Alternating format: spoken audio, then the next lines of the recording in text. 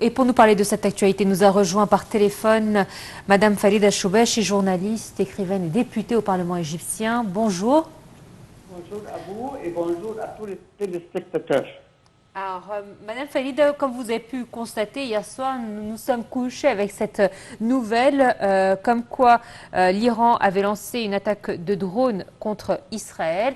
Bien évidemment, le titre en lui-même choque, puisqu'on a l'impression d'entrer dans une nouvelle phase de guerre. On a l'impression néanmoins que l'Iran n'a pas voulu réellement frapper, mais c'est une mise en garde, comme si elle prévenait Israël qu'à tout moment je pouvais vous frapper.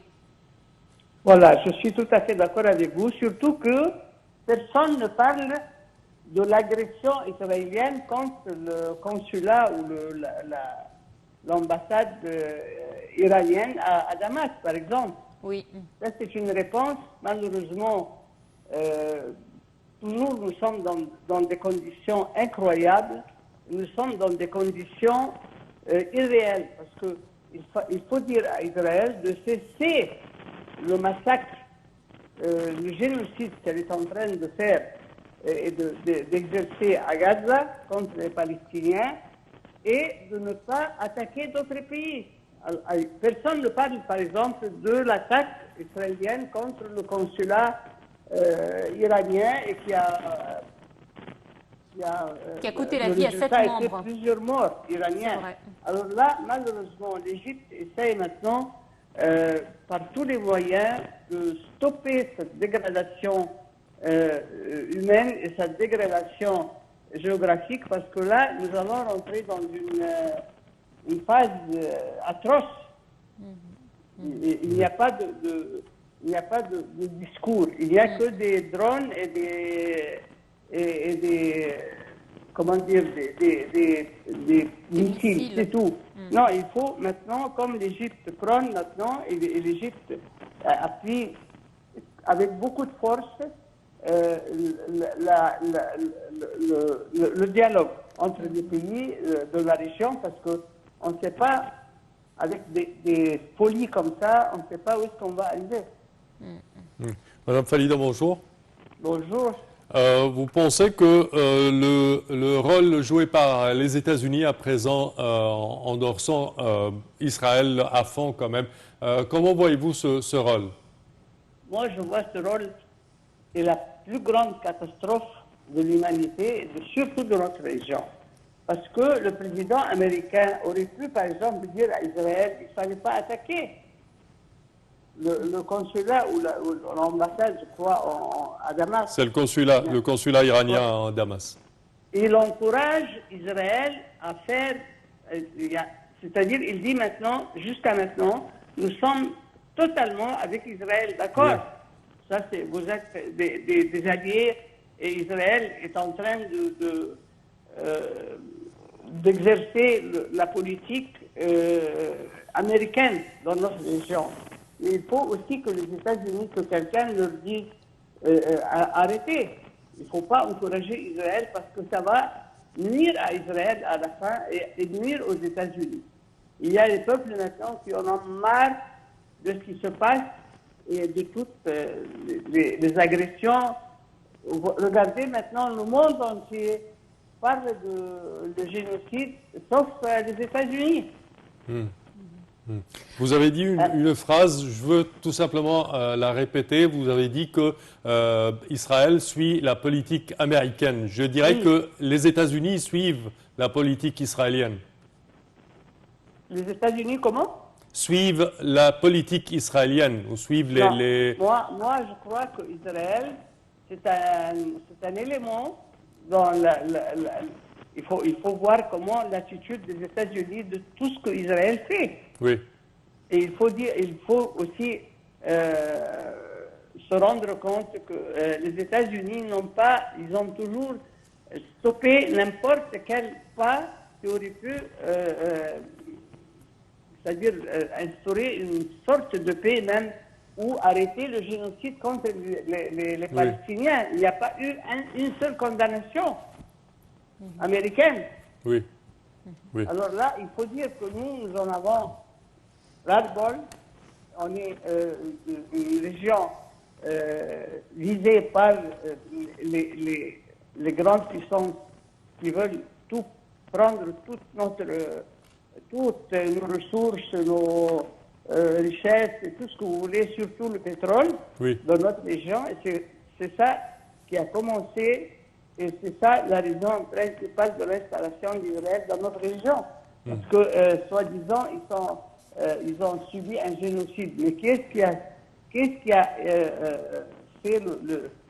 qui a exécuté le génocide contre des Juifs? C'est l'Allemagne, c'est pas nous.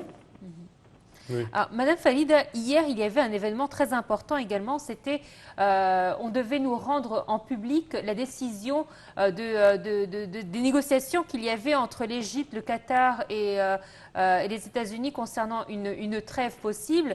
Et est-ce qu'on peut, et on a vu qu'il y a eu un échec encore une fois de négociations.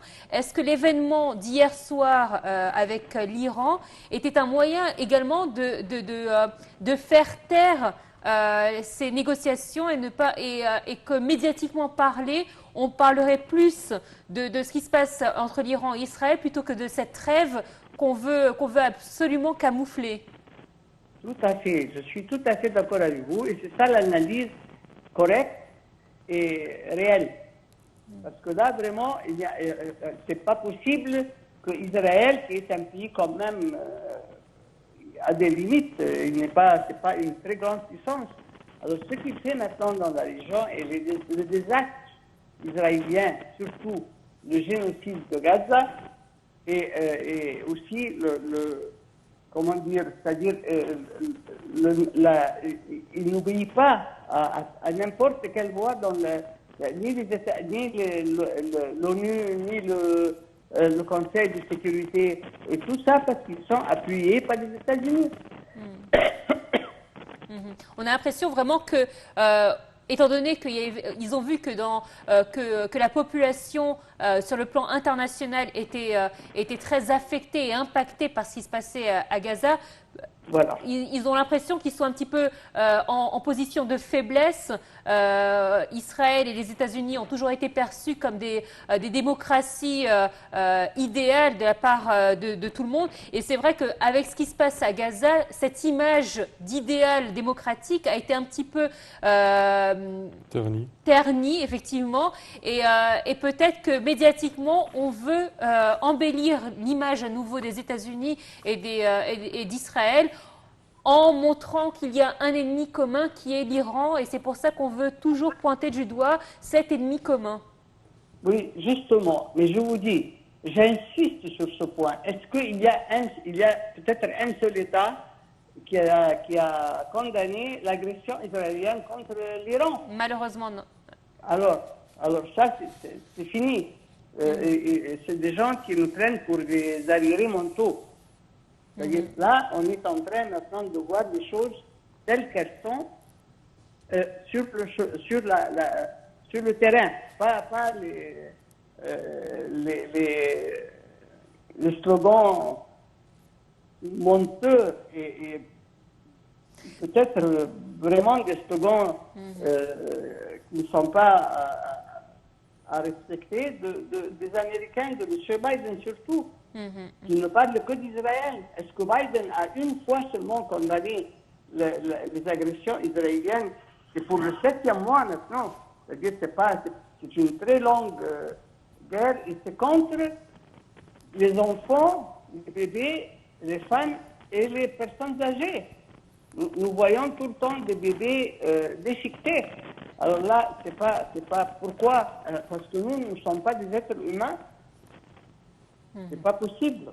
Alors il faut que Israël arrête, il faut qu'elle soit soumise à la raison, à la voie de la raison, c'est-à-dire il faut un pays aux Palestiniens, la Palestine sur le territoire jusqu'au 5, enfin en 67, et il faut que les Palestiniens vivent avec honneur et correctement dans leur pays. Il ne faut pas qu'ils soient sous les caprices israéliens et les caprices américains.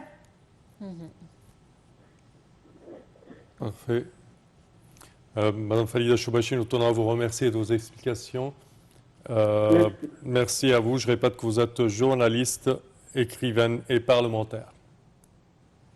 Alors, effectivement, cette actualité donc des tensions au Moyen-Orient, l'Iran lance une attaque de drone contre Israël. C'est l'essentiel de cette actualité de ce matin. Alors, l'Iran a déclaré avoir atteint ses objectifs donc qu'elle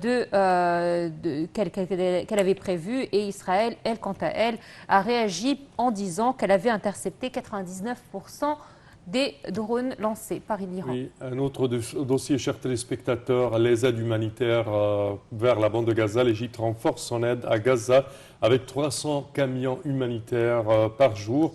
En amont de la fête de Eid al-Fitr qui a débuté mercredi, l'Égypte décide d'augmenter le nombre de camions d'aide à Gaza à 300 camions par jour pour alléger la souffrance des habitants de l'enclave menacée par la famine. Pour plus de détails, voici un commentaire. Le poste frontière de Rafah est resté ouvert pendant la fête de l'Aïd al-Fitr, accueillant plus de 492 évacués qui sont entrés en Égypte depuis Gaza vendredi, selon les autorités égyptiennes. Ce nombre comprend 35 patients palestiniens ainsi que 32 personnes qui les accompagnent. Les patients ont été transférés des hôpitaux Kamal Adwan européens, Najjar et turcs de la bande de Gaza. Ils seront soignés dans des hôpitaux égyptiens du Nord Sinaï, d'Ismaïlia, de Suez, de Port Saïd, du Caire, de Gizeh, de Sharqaya et de Khaliobeya. Ce chiffre comprend également 375 Palestiniens titulaires d'un permis de séjour en Égypte et dans plusieurs pays arabes et étrangers, 50 Égyptiens et un nombre indéterminé de ressortissants étrangers. L'Égypte a jusqu'à présent accueilli plus de 4000 Gazaouis blessés et malades pour traitement dans des hôpitaux égyptiens dans d'autres pays depuis le début de la guerre israélienne contre Gaza en octobre, ainsi qu'environ 6000 de leurs compagnons. Elle a également fourni 123 ambulances entièrement équipées. En outre, environ 29 000 Palestiniens ressortissants étrangers ayant la double nationalité et environ 7 000 Égyptiens bloqués dans la bande de Gaza ont traversé le point de passage. Bien que l'Égypte soit actuellement au milieu d'une pause de 6 jours pour l'Aïd al-Fitr jusqu'à ce dimanche, le terminal de Rafah est resté ouvert pour permettre l'entrée de l'aide humanitaire dans l'enclave palestinienne ainsi que la circulation des Palestiniens, des Égyptiens et des étrangers.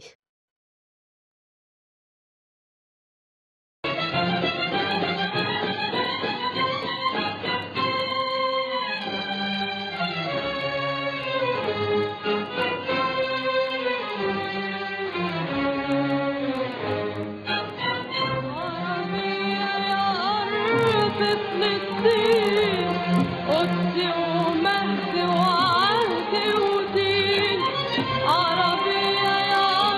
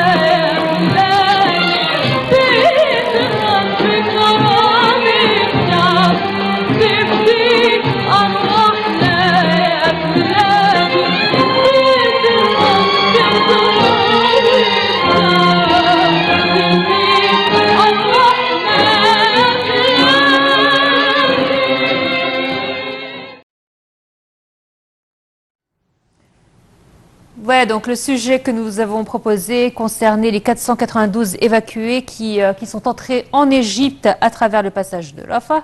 Et tout de suite, on s'intéresse à l'Égypte qui renforce son aide à Gaza avec 300 camions humanitaires par jour.